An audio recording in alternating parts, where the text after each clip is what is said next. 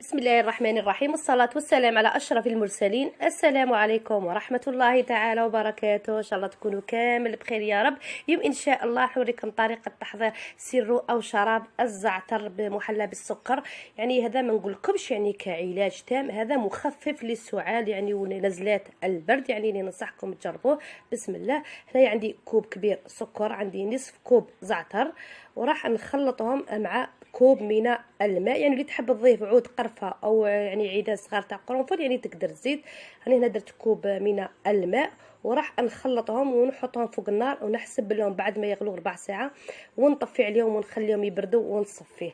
يعني حسبوا له حتى يبدا يغلي، يعني ماشي كي تحطوه في النار تحسبوا له ربع ساعه، يعني كي يبدا يغلي باش تحسبوا له ربع ساعه وتطفوا. اكيد حركوه لانه راح يطلع لكم الزعتر من فوق والماء يهبط لكم من تحت والسكر.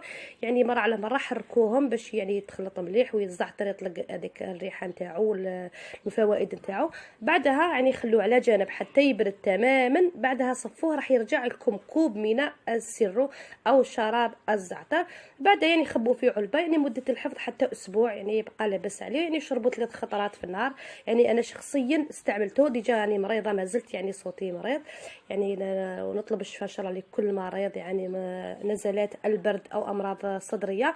يعني ما نقولكمش هذا علاج تام او يعني ننصحكم يعني انكم يعني ما تروحوش للطبيب ولا. المهم هذا مساعد، يعني يخفف كما نعرفوا الزعتر مفيد جدا لنزلات البرد.